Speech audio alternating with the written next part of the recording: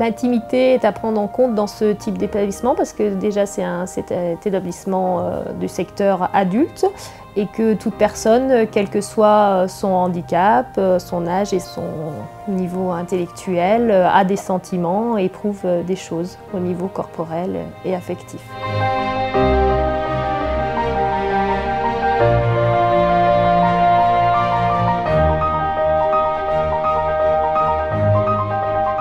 On a eu une grande évolution depuis l'année dernière suite à une demande d'un couple qui est sur mon groupe notamment. En fait, ce couple nous a fait une demande d'être ensemble nus. Donc c'est vrai que nous, ça nous a un petit peu interpellés parce qu'on n'était pas habitués à cet accompagnement.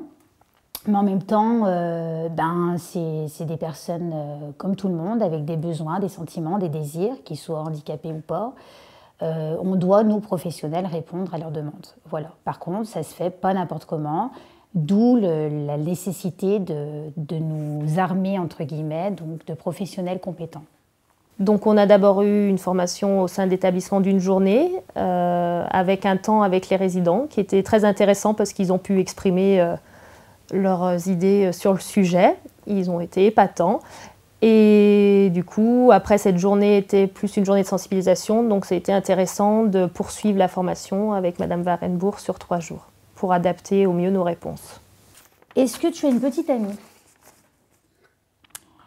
Pour toi, c'est quoi une vie de couple ? C'est les bijoux. Pour toi, c'est quoi une vie de couple ? Eh ben, c'est l'homme et la femme. Et c'est comment vivre en couple pour toi ? Déjà d'une, c'est déjà voir si la copine elle veut. Et de deux, c'est savoir si elle est d'accord ou pas. Pour répondre à leurs demandes, donc l'équipe s'est longuement questionnée sur un lieu adapté, sans que nous, professionnels, nous fassions mal au dos, pour qu'eux aussi soient à l'aise dans leurs demandes et dans leur installation.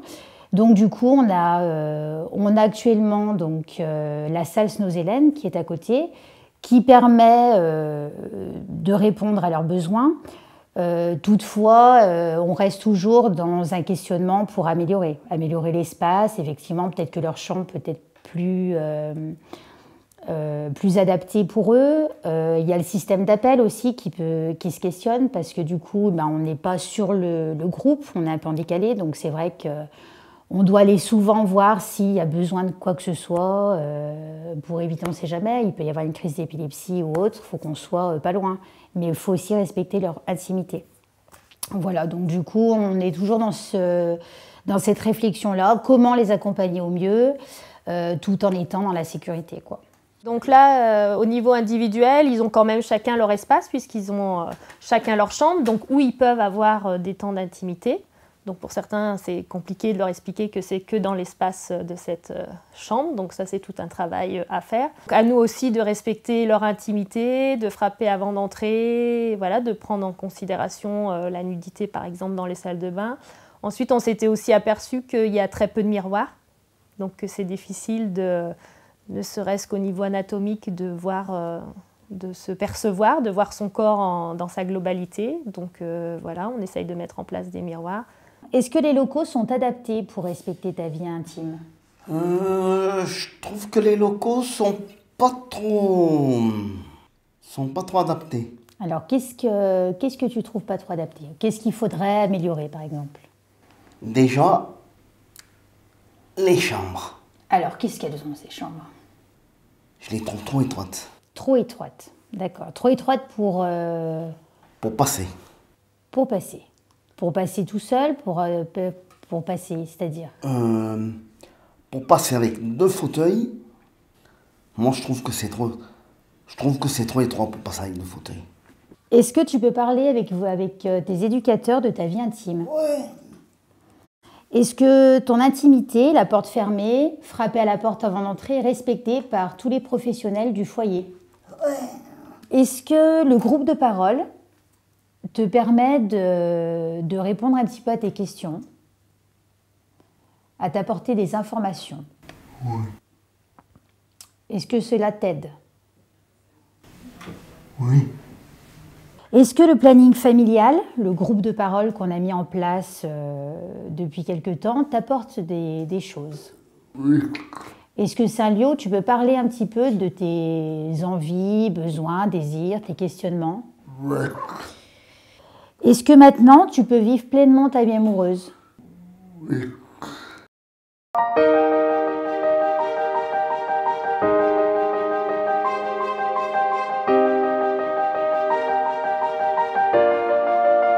En tant que professionnel, on va être dans un premier temps dans un travail de repérage. On observe beaucoup les personnes que l'on accueille. Et grâce à ces repérages, nous allons mettre en place des temps et des espaces d'intimité, de ses besoins physiques ou de l'expression de sa sexualité. Donc là, c'est un espace où c'est fermé, où il y a des rideaux, où il est seul et où il peut avoir son temps d'intimité, où ça va se traduire par des rideaux, parce que l'infrastructure ne permet pas des chambres individuelles. Ce qui est difficile, ça va être d'apporter un besoin individuel au sein d'un collectif. La vie en établissement ne permet pas toujours d'avoir des temps pour chaque personne concernant la sexualité. Donc là, ça va être d'avoir en tête l'individualité de la personne. Je pense qu'à partir du moment où un enfant il a le corps d'un adulte, oui, on a de quoi se poser beaucoup de questions. Hein. Est-ce que nous on fait attention quand on les suit, quand on la lave les parties intimes, si on reste pas trop dessus, si on lui fait pas des guillis entre guillemets, pour quand on lui lave la poitrine, tout ça, on fait attention aux gestes. On peut plus le faire comme avant, on est plus délicat, tout ça. Je remarque bien quelques manifestations physiologiques, on va dire, surtout chez le plus grand, mais apparemment, ça se limite à ça, hein, c'est tout. Hein. Qu'est-ce que vous avez remarqué? Des érections, souvent la nuit, ou alors si ça lui arrive quand il fait la sieste, il met facilement la main dans son slip. Voilà, ça c'est Philippe. Frédéric, non, absolument aucune manifestation. Et comment vous réagissez dans ces cas-là, sur les manifestations? Est-ce que vous êtes gêné? Non. Non, je ne suis pas gênée. Je le laisse faire, hein, c'est la nature. Bon, c'est vrai que si c'est dans un lieu commun, c'est un peu gênant, mais bon, ça ne lui arrive pas non plus. Peut-être ça se passe ici au sein de l'établissement, hein, quand il fait sa sieste, je ne sais pas, il faudrait demander au personnel. Mais à la maison, non, ça pose pas de soucis. La transformation au niveau du corps, elle avait 12 ans quand elle a commencé à avoir sa pilosité, à avoir sa poitrine. Et puis, bien sûr, il y a eu l'arrivée des règles qui a été très importante. Comment vous avez réagi face à ça? Comment elle a réagi?